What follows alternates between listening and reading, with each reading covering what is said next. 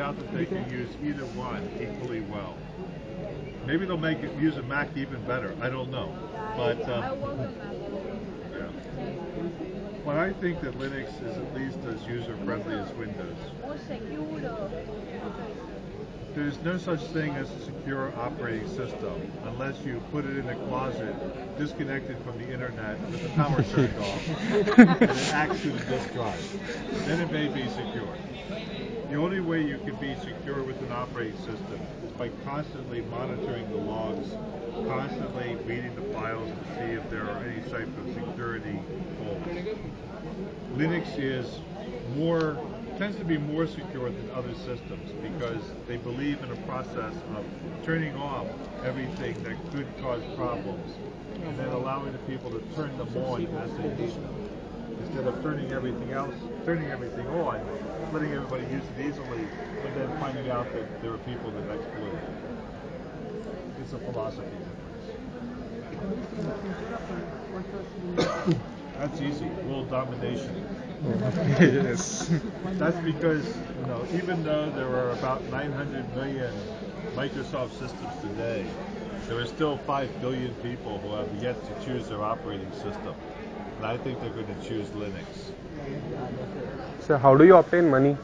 Everything else is free. Not everything is free. Free isn't freedom. Not free isn't beer, okay? And the thing is, how do you make money from Microsoft products? Well, you can teach people how to use them, charge them for education. You can teach people how to install them, or you can do the installation yourself.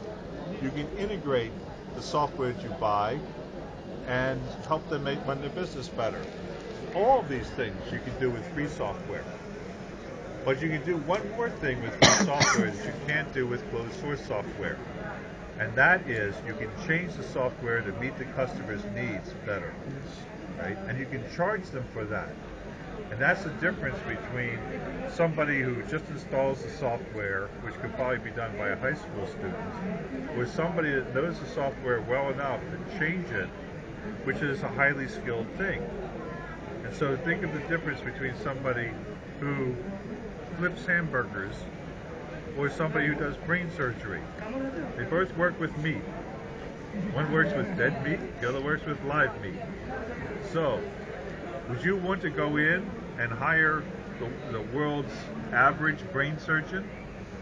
No, you want to have the best brain surgeon because your brain's very important to you.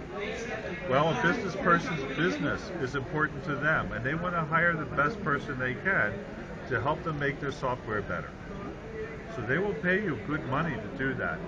You can show them that you can improve their business. Is there any difference between free software and open source? Free software guarantees you the freedoms that are very important. The freedom to do anything you want to with the software. The freedom to change the software to meet your needs and to distribute those changes. Open source doesn't necessarily guarantee you all of those freedoms. Because, for example, the BSD license is considered to be open. However, a person can change the software, distribute it in binary form, and not have to distribute the changes they made to it. That takes away one of the freedoms that you get with free software. So I believe that Linux is far more superior than Windows. It gives you many tools and to change the way you want to system operate. But one question that I have, that why don't you try to, for those people who are used of Windows, why don't you provide GUI and that kind of user friendliness that they are using? Dynamic control. Yes. There are several window managers that create the illusion of having a Windows interface. Windows, for example, is one of them. It's a distribution. The problem with that is that some people, thinking it looks like Windows, then expect it to act like Windows. And when it acts differently than Windows, they're upset or disappointed. There's a philosophy that says, why should you duplicate something that's bad? Why not try and make it better? And therefore the person sees it's different, understands it's different, and doesn't expect the same results as when they see something they think is the same. That's a philosophy. I think I have more people now than I have. Any other? Why don't you make Linux as a proprietary software just like Microsoft's Windows? Why don't you bring to that level? Pardon me? Why don't you bring to the Microsoft level like a Linux? Well, in what way is Linux different than the Microsoft level? I don't understand. No, why don't you make it more proprietary? People used to Microsoft right from the small age. That's what I'm saying. Why are you keeping it free?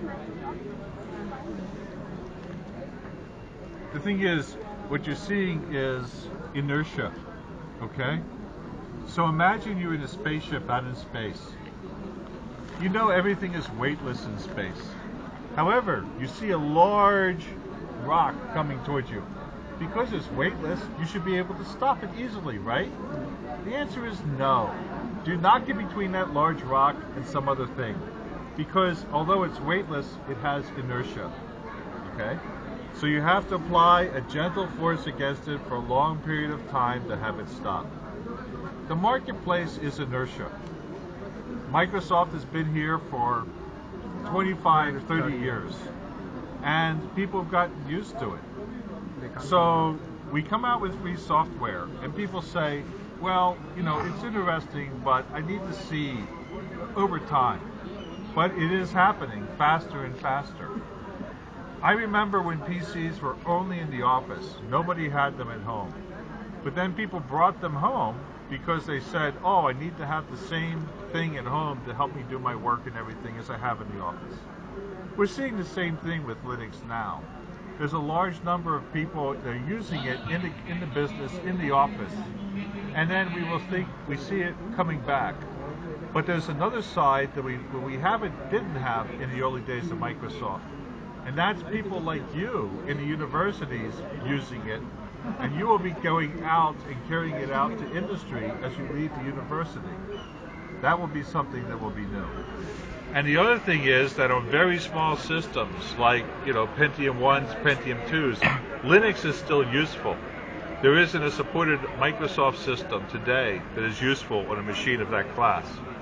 And so we think that there's a lot of people that will be using it who can't afford to have the newest, latest, greatest system. And they will be moving it forward also.